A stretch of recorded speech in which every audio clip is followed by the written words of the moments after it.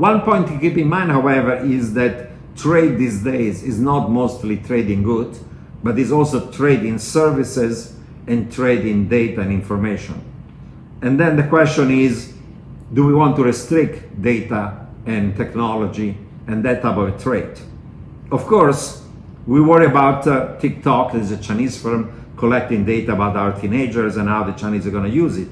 But then the Chinese complain that every driver with a Tesla car is giving unwitting information that could be used by somebody else, maybe the NSA. So if you start making those accusations on both sides, you're going to restrict more trade in goods and services. And it's a slippery slope, because once you restrict trade in technology, you can also restrict trade in goods. And I'll give you the following example. Today, US is saying, we're not going to use the 5G network of Huawei, and we're going to push our allies in Europe, around the world, not to use it, because the 5G network of Huawei may have a backdoor to the Chinese government, may be used to spy against the United States. Now we're pushing back against it. Now, this 5G network today are running our telecom system. Tomorrow, those 5G networks are going to running the system that are providing millions of autonomous vehicles, are going to be connected to each other, and they don't hit each other. But tomorrow, every piece of consumer electronic is going to have a 5G chip, a microwave, a coffee machine, even a mug, whatever, a toaster. So if you worry that your phone with a 5G chip of Huawei is going to be hacked and people can listen in, they can listen to you through your toaster or your microwave and a coffee machine. So if you're restricting trade in technology, eventually you'll have to restrict trade in goods, even in low value added cheap goods like a toaster or a coffee machine. So this is a slippery slope. Second point that's important is that, as economist Richard Baldwin suggests, services are becoming increasingly tradable. They didn't used to be, but because of technological innovation, they can be. The jobs of accountants, of insurance agents, of money managers, of lawyers, of computer programs, of customer service workers. Now, are we going to restrict also those jobs in services that they are creating a significant amount of efficiency? If we're going to the slippery slope, there'll be massive amounts of deglobalization. Moreover, I think it's important to keep in mind that technology in the future are going to destroy more jobs than trade in the future. And I'll give you the following example.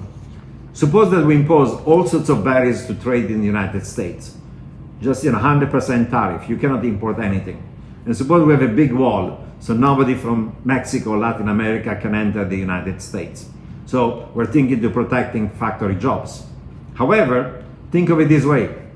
There is now development of autonomous vehicles. And autonomous vehicles eventually are going to be replacing drivers. And today in the United States, they have millions of Uber and Lyft drivers, and you have millions of truckers, the Teamster, that are also having jobs. So we could have all the restriction in trade in goods, all the restriction in trade in labor and migration. We could have a big wall, and we'll have millions of jobs. Uber driver, truckers are going to disappear over the next few decades, not because of trade, but because of technology. And of course, the benefits of autonomous vehicles are huge. There are 32,000 people who die every year in the US of car accidents, hundreds of thousands have severe injuries, and globally 1 million people die of traffic accidents. So even if we could reduce by 98%, it's not going to be 100%, those deaths, that's socially an improvement, but those jobs are gone forever, and those jobs have nothing to do with trade or with migration. They have all to do with technology. And of course, the rise of artificial intelligence, as I've discussed in another lecture, implies that routine jobs, cognitive jobs, and even creative jobs eventually are going to be replaced by technology as well. So, however well intended, deglobalization fights the wrong battle. No one has said it more clearly than the economist Gordon Hanson. He said, encouraging optimism about the reshoring of jobs would only lead to more disappointment and might further fuel the backlash against free trade and globalization. Trade essentially makes sure that the right technology and the right comparative advantage deliver the highest return to the largest number of people. So let's not fight the wrong battle. Globalization can grow the world economy for everyone. I'll give you the following example. After the Korean War, North Korea and South Korea had the same per capita income, and that per capita income was similar to the one of a country like Uganda in Africa.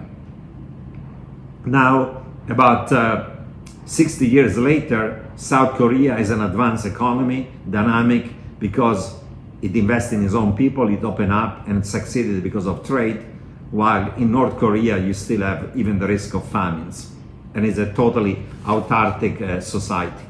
So there is a mega threat around the world. This is the threat of deglobalization, of import protection, of balkanization, of fragmentation of the global economy. There are huge benefits coming from trade and globalization that is effectively like technological innovation. Of course, there are winners, there are losers, there are those who are getting ahead, there are those who are left behind. But the solution is to provide everybody with the skills, the human capital, the education, the retraining, so they can survive and thrive in a world that is more globalized, in which there is more trade, in which there is more technology, there is more robotic and automation. That's the right solution, rather than restricting technology, rather than being Luddite, or rather than restricting trade. Unfortunately, however, politics and geopolitics is leading to a world in which now we have deglobalization, globalization, slowbalization, and increased restriction to trade in goods, in services, in the movement of capital, of labor, of technology, of data, of information are occurring, and that's going to be negative and will lead to higher cost of production of goods, could lead to higher inflation, could lead even to stagflation, lower potential growth, higher cost of production, higher cost of goods and services. So one of the many sources of potential stagflation would be deglobalization and fragmentation and balkanization of the global economy.